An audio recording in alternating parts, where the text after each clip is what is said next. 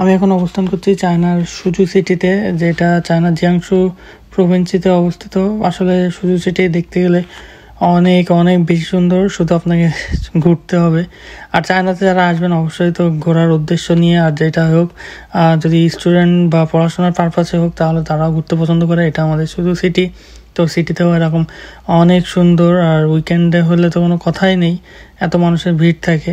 তারই পাশে সুন্দর এমন একটা লেক যেটা ঘুরতে এত বেশি ভালো লাগবে, এটা এদের কাছে কমন। এই কারণে চাইনিজ যারা তারা আর কি এতটাও এর সাথে এতটা ইউজ টু হয়ে গেছে, যেটা আর কি এই কারণে ওদের কাছে হয়তো ভালো লাগে না, কিন্তু আমাদের কাছে ভালো লাগে। যেটা আমি আরও কিছু কিছু ফটো আর কি ফুটায় উঠাইছি ভিডিওর মধ্যে, যেগুলো চায়নার সুজু সিটিতে ফেমাস।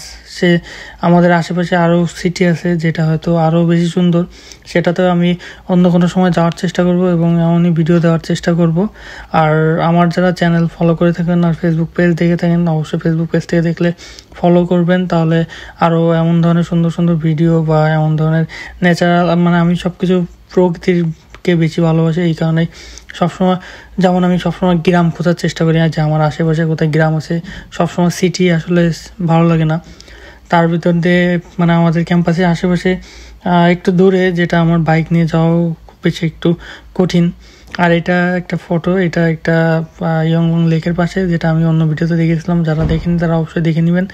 আর এটা আমাদের গোটাটা সুজু সিটি, যেখানে উইকেন্ড বলেন আর অন্য সময় বলেন, যেখানে সবসময় মানুষের ভিড় থাকে। দেখুন, এটা ছিল অবশ্যই আমি যেদিন গেছিলাম সেদিন উইকেন্ডই ছিল।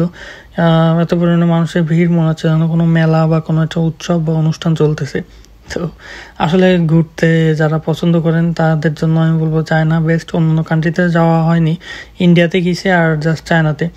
তো আমি মনে করবো যে চায়না বেস্ট। আপনার সব সময় এতটা সাজানো গোছানো সিটি হোক, গ্রাম হোক বা আউটসাইড হোক, এতটাই সাজানো গোছানো মনে হবে যেন সবসময় একটু বাইরে যাই, বাইরে ঘুরি।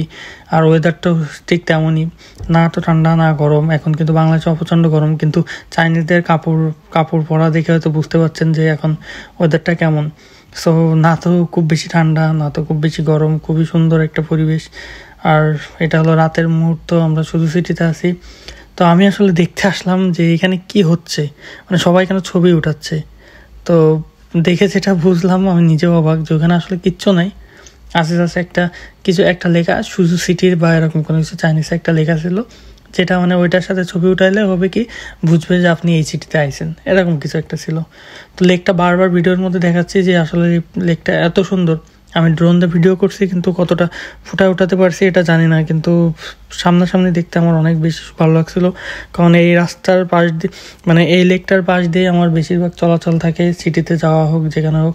আর এটা হলো গোটাতে সুজু সিটির সবথেকে বড় হায়ার বিল্ডিং, কততলা জানি না, মেবি 50-এর উপরে হবে, হয়তো 70 বা 80 হতে পারে, জানি না, আমার ধারণা নেই। তো রাতের সিটিটা অনেক বেশি সুন্দর। আর চাইনিজ মানুষের বেশিরভাগ কথা, আপনি যদি ইউরোপ কান্ট্রিতে যান, কখনো অ্যাজ এ ফরেনার হিসেবে আপনাকে কখনো হাই হ্যালো খুব কম মানুষে করবে। কিন্তু আপনি যদি যেমন চায়না হোক, জাপান হোক, কোরিয়া হোক, তো এই ধরনের কান্ট্রিতে আপনি যদি কখনো যান তাহলে অবশ্যই রাস্তাতে বেরোয় হাই হ্যালো এটা নর্মাল ব্যাপার হয়ে যাবে। আপনাকে সবাই হাই হ্যালো করবে, কারণ তাদের বর্ণ আর আমাদের গায়ের বর্ণ আলাদা, ওরা দেখলে বুঝে এরা ইন্টারন্যাশনাল।